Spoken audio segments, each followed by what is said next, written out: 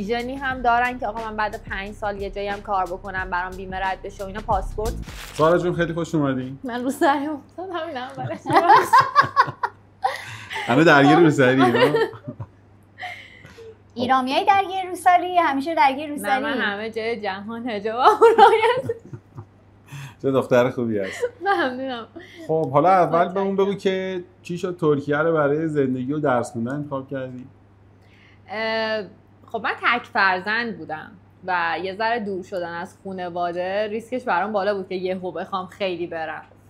کلا هم اصلا فکر مهاجرت نداشتم و من به خاطر اینکه زبان قبول شدم دانشگاه علامه، بعد اون تایمی که دانشگاه قبول شده بودم ترکیه یه طرح تبادل دانشجو گذاشته بود، من اتفاقی اونم قبول شدم رفتم ترکیه، اومدم دیگه استانبولم خاکش گیراست. یکی میره تو استانبول دیگه نمیتونه نره. دیگه درسم که تموم شد کامل رفتیم اونجا. آره ما خودمون همه جا رو وقتی میخوایم بریم مسافرت، حالا ویدیوها توی کانال هست، اصولا سعی میکنیم که هر دفعه یه کشور، یه مقصد، یه شهر رو انتخاب کنیم. تنها جایی که در واقع ما تا حالا 7 دفعه رفتیم استانبوله. یعنی وقتی که یه دفعه میری استانبول رو میبینی دیگه هر دفعه یه جوری، یه تعطیلی، یه راهی باشه، یه گریزی میزنی استانبول. غیر از این دفعه آخر من هر دفعه رفتم استانبول کلی بهم خوش گذشته. این سری واقعا دوست داشتم که هر لحظه زودتر تموم شه. مشکل ما بود باز تو جنگ و این صحبت‌ها. ولی واقعا منم موافقم که ترکیه مثلا استانبول خیلی جای دریه. حالا من بگو سخت ترین بخشی که تو این مسیر داشتی چی بود؟ ببینید وقتی که ترکیه این فکر میکنین دقیقا ایرانیم، فرقی نمیکنه، آنچنان غم غربت و این داستانا رو نخواهید داشت به اون صورت. حتی خواننده هامون هم دیدین میگم ما وقتی میایم ترکیه یا دبی اجرا داریم فکر میکنیم تو ایرانیم، اون حال و هوای هستش. منتها اتفاقاتی که توی ایران میافتاد، مثلا یه روز عزاداری بود، یه روز ناراحتی بود، دلار میرفت بالا، بنزین کم میشد، یا هر اتفاقی که میافتاد از خارج از کشور خیلی اگزاجره تر به نظر میرسه و اون غم ما رو اونجا خیلی بیشتر میگرفتش.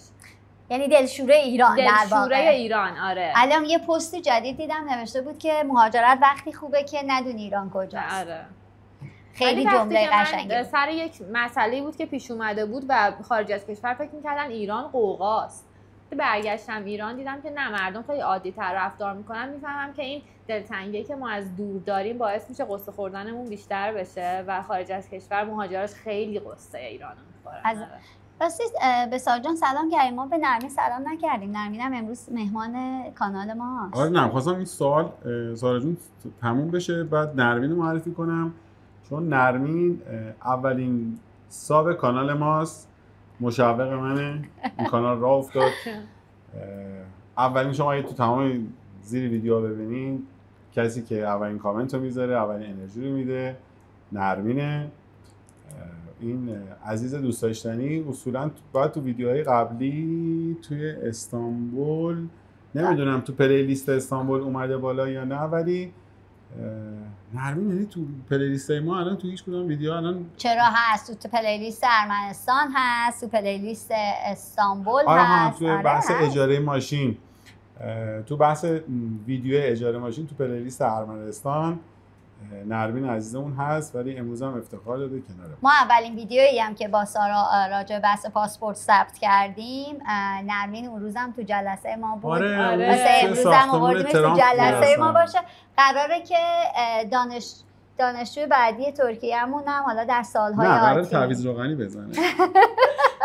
من خودم کارش انجام دادم. این بچه تا 18 سالگی پایشه و بعدش پای من. بابا چه من از همینجا به دایش پیغام میدم عزیزان، شما بارو بریز، چک و پولم نمیخواد بگیری، ایشون تعویض روغنی میزنه. تمام موضوع حل شد.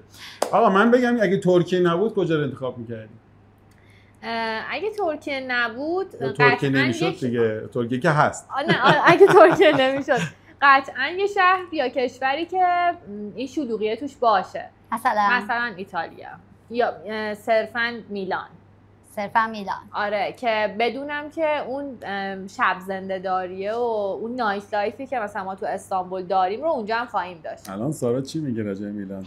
ولی یه چیزی بهت بگم، اون نایت لایفی که تو استانبول داری تو میلان مثلا 1/10 شبای شنبه یک شنبه میبینی. آره ولی خب هنری هستی. وقتی کسی میره میلان رو انتخاب میکنه، چی خوندی؟ من توی ایران که زبان خوندم، ترک سینما خوندم. به به، خب سینما خونده دیگه، حق داره. بذارین بچه بره. حق داره بره ایتالیا. بذارین بچه بره. اگه فشن دیزاین می‌خوندم که حتما باید میرفتم میلان. پیتزا میخوری با فرستر. برای یه چیز اروپا اگه واسه یه نایت لایف میری، برو اسپانیا. از همه جا نایت لایفش بهتره. نمیدونستم، فکر می‌کردم مثلا یه برداشت دیگه داشتم نسبت به ایتالیا. آخه میدونی ما اگه بخوایم راجع به اروپا الان صحبت کنیم، اون وقت چیز منفی هم میگیریم. آره مثلا کسی بخوام الان راجع بهتره که ورود نکنیم تو فضای اروپا، چون ما کار خودمون رو خراب می‌کنیم. بگو ببینم زندگی دانشجو تو استانبول چطوریه؟ دانشجوها تنها اقشار جامعه از لحاظ مهاجرها هستن که احساس اینکه من اینجا بیگانم نکنه واسه اقامتم طوری بشه ندارن دیگه. چون کسی که توریستی رفته ترکیه، کسی که با خرید ملک رفته ترکیه، همه اینها اقامت‌های یک سال دارن، تمدید میکنن. حالا طرف مثلا خونه‌اش رو میخواد اون موقع که میخواد بخره، وای کجا بخرم، وای نمیدونم منطقه ممنوعه باشه نباشه و اینها، اون دغدغه‌ها رو دانشجوها ندارن. قشنگ مام باباشون میان ثبت نامشون میکنن، هر دانشگاهی که شد اقامتشون رو میگیرن، به عنوان دانشجو هم همه جا بهشون احترام میذارن، همه چی هم براشون نصف قیمته.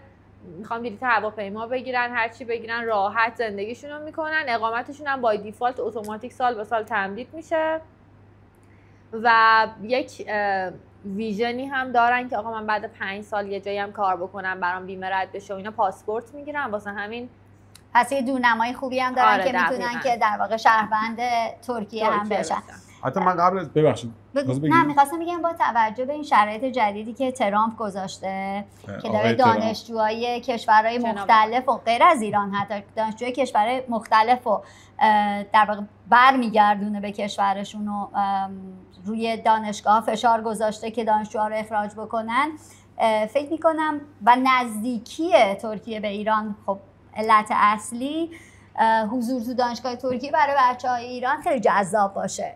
در واقع اولا اینکه نزدیک کشورشونن، هر چیزی که میشه خانواده ها سریع میتونن با هم دیگه ارتباط برین. الان سر همین جنگ 12 روزه هم که اتفاق افتاد، همه دانشجوهایی که تو ترکیه بودن خانواده هاشون در عرض 3 روز زمینی خودشون رو رسوندن به بچه‌هاشون.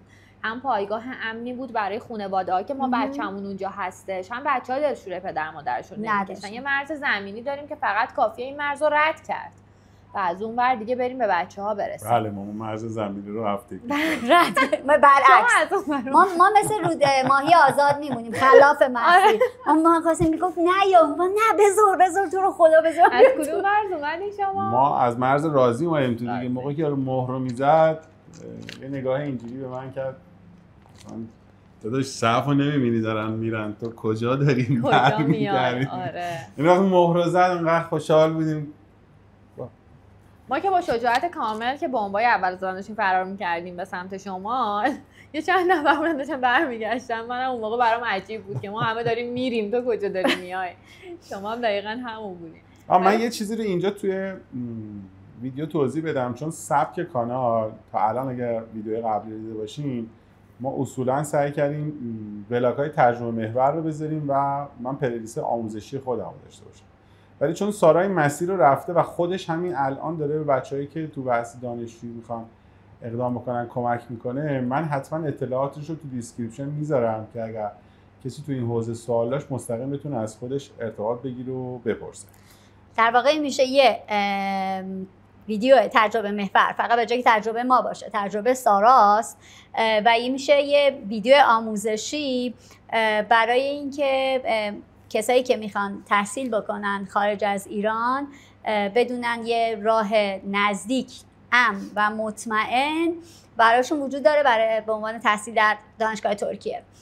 من یه سوال دیگه هم بپرسم؟ جانم بفرمایید. یه خاطره باحال از دوران دانشجویی میتونید تعریف کنید؟ اونایی که نمیشه بعد سانسور کرد، بعد علیرضا بعد همه رو بیپ بذاره رو نمیخواد بگم. من اگه از اون خاطرها داشتم اونایی رو بگی که علیرضا قراره ادیت نکنه. من زمانی که سینما رو انتخاب کردم رفتم سر کلاس بشینم، خب فکرشو میکردم که ایشالله قراره مثلا یه دوره گام به گام اینطوری بازیگری یاد بگیریم، تصویربرداری یاد بگیریم و اینها. یهو آجون مدیا که یه کسیه، یعنی آجون یه کسیه توی ترکیه که مثلا مسابقه دویس امریکایی ها هستش، آورد ترکیشو برگزار کرد، شد اوسس ترکیه که ابرو فلان و اینا هم شدن مجریش. یا مثلا مسابقه سروایور اومدش توی ترکیه برگزار کرد. خیلی آدم خفنیه و خیلی آدمیه که همه دنبالشن که این داستانش چیه انقدر کارآفرینه تو این زمینه. اومد یه دوره گذاشت دقیقاً تو دانشگاه ما، یه دوره 2 ماهه، اسمش آجون مدیا آکادمی بود. گفت هر کسی که فکر میکنه که یه کوچولو استعداد داره، من میخوام که بیاد توی این دوره من، بعد من جذبش میکنم توی کلاس خودم توی شرکت خودم کار کنه. منم رفتم همینطوری الکی ثبت نام کردم، گفتم حالا تا ببینیم چی میشه. دوره اولش بود، هر کسی رو ثبت نام نمی‌کردن، اصلا خیلی چیز هیجان انگیزی بود، تو کل ترکیه ترکیده بود.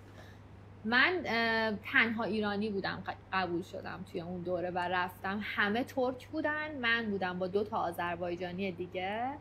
و وقتی که ما رفتیم وارد این دوره شدیم، من تازه فهمیدم که سینما به چی میگن، چون ما رو برمی داشت میبرد پشت صحنه تمام چیزایی که شما الان تو جم تیوی میبینین، توی مثلا شبکه‌های مستر شف و فلان و اینا میبینین، ما تو پشت صحنه همشون بودیم. بعد همه اون آدمایی که الان به عنوان بازیگر، اینفلوئنسر، مجری، همه آرزوشونه ببینن یا دارن اخبارشو پیگیری میکنن، اون پشت صحنه میومدن با ما دوست میشدن و چقدر ادوایز میدادن، چقدر مثل یک معلم ما رو راهنمایی میکردن. بعد من با تک تکشون عکس دارم. الان مثلا هر کی تلویزیون میبینم میگم مثلا من با این کافی خوردم، مثلا من از این فلان چیزو یاد گرفتم. ازش استفاده میکنیم، در واقع فتوشاپ میکنیم، منو میذاری، من و سارا و مثلا نه میخوام چیز کنم، بگم که با این ماگازین و اینا هستن که ترکیه ان، دوست دختر جدید فلانی برای پنبه خانم میتونی بفرستی ها. اون به درش زیاد میخوره. کاش با عبدالله بگید من میگفتم من سبگیلی جدیدشم. حالا با توجه به همه این تجربات، به خاطر اینکه میخوام یه جمع‌بندی بگیریم، اگه کسی بخواد بیاد الان ترکیه درس بخونه چی بهش میگی؟ کسی که میخواد بیاد ترکیه درس بخونه، من اولین چیزی که بهش میگم که هوشمند رشته‌شو انتخاب بکنه. اینکه عاشق پزشکی و دندون و دارویین، این که عشقیه که از بچگی توی ذهن همه آدما گذاشتن. پسرا میخوان خلبان بشن، دخترا میخوان دندون پزشک و دکتر بشن. واقعا بیایم یه ذره هوشمندانه تر فکر بکنیم. الان دنیا به چی نیاز داره؟ با چه رشته‌ای من میتونم تو چه کشور دیگه آینده داشته باشم؟ اگر فلان رشته رو انتخاب کنم چند ساله تمام میکنم؟ اگه زودتر به درآمد میرسم چه کارایی میتونم باش بکنم؟ مثلا ما یک رشته داریم به نام اینترنشنال ترید و لوجستیک که بچه‌ای که لیسانس این رشته رو دارن، لایسنس مدرکشون رو اجاره میدن ماهانه به دلار، مثلا به شرکت‌های حمل و نقل. قرار نیست خودت بریم کاری بکنی. واقعا تا این کسی که میخواد دندون پزشکی بخونه و بره حالا تخصصش رو بگیره و اینا به اون نقطه درآمدزایی برسه، این بنده خدا از این لیسانسش 10 برابر اون دندون پزشکی رو در آورده. مگر اینکه عشق اون رشته رو واقعا داشته باشی. اینکه میخوام خانم دکتر بشم، آقای دکتر بشم، اینا رو بذارن کنار. خیلی رشته‌های متنوعی وجود داره که بازار کارش معرکه است. حالا دیگه وقتی که چیز دارین، در واقع شما بدون آزمون، بدون کنکور، رشته‌ها و کورسی‌های بسیار متفاوتی پیش روتون هست، خیلی بیشتر از رشته‌ها و کورسی‌هایی که تو ایران هست، تنوع خیلی بالاتره، چون در واقع دانشگاه اینترنشنال، تنوع رشته‌هایی که تو اروپا هست رو داره. میتونید همه رو در نظر بگیرین، اصلا ببینید تنوع رشته‌ها به منجوری که سارا جان گفتم به چیزا نیست دیگه، به 4 تا رشته تو پزشکی، 2 تا عمران و معدن باشه تو مهندسی و 1 کامپیوتر هم دیگه حالا گذاشتیم بغلش نیستش. تنوع زیاده، فعالیتایی که در آینده میتونین راجبش داشته باشین زیاده، راههای درآمدزاییش هم بسیار متنوع است. یه سری رشته اصلا هست که ما اسمش هم تا حالا نشنیدیم ولی توی دانشگاه‌های ترکیه تدریس میشه فکر می‌کنم. هم اسمشو نشنیدیم، هم بعضی که شنیدیم مثلا متفاوت اونجا تدریس میشه. مثلا فشن دیزاین رو ما شنیدیم، توی ایران هم داریم، ولی فشن دیزاین اینجا کجا اونجا کجا؟ مثلا فشن دیزاین ترکیه بچه‌ها میرن توی تولیدی‌های زارا و منگو و حتی برخی مواقع لویی ویتون و اینها شاهد اینن که این طراحاشون چجوری دارن طراحی میکنن، متداشون چیه، دوخت چیه، مراحل تولید چیه. ولی بچه‌های ما چه امکاناتی دارن وقتی فشن دیزاین میخونن؟ نهایتا شاید مثلا بتونن این چیز بانی موده، این مجله های کوک و بانی مود و اینا رو بیشتر از اون دیگه چیزی نداره. تو میخوای چه کاره بشی؟ من نرمی حالا الان نرمی هنوز خیلی کوچولوه، الان گیر افتادی جواب بدی.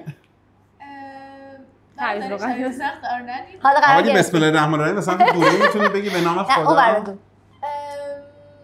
چی دوست داری؟ واقعا هنر دوست دارم. هنر دوست داری؟ خب پس به این ور بشین. نرمی زبانش هم خیلی خوبه، برای همین از حالا میتونه به چه زبانهای دانشگاه ترکیه تدریس میشه؟ هم انگلیسی هم ترکی. بچه‌ای که انگلیسیشون خوبه دیگه میرن مستقیم. تموم شد. این بچه میتونه بره. ترسیدم ببخشید. این بچه میتونه بره از همین. بچه اگه از این سبک ویدیو خوشتون اومده لطفاً تو کامنت برامون بنویسین، چون این تجربه اولیه که ما به این شکل مصاحبه میکنیم با یه عزیزی مثل سارا جون، چون میتونه تأثیر بگیریم و میتونیم کمکتون بکنیم که اگر تو این فضا اصلا خود سارا مستقیما بتونید سوالاتون رو بپرسید. اسم کانالمون هست طلا و حبیب اینتفئو. اگر ویدیو براتون مفید بوده حتما برام یه لایک بذارید. چیز دیگه هست بگیم؟ خوب درس بخونین، خوب سفر برین، خوب زندگی کنید.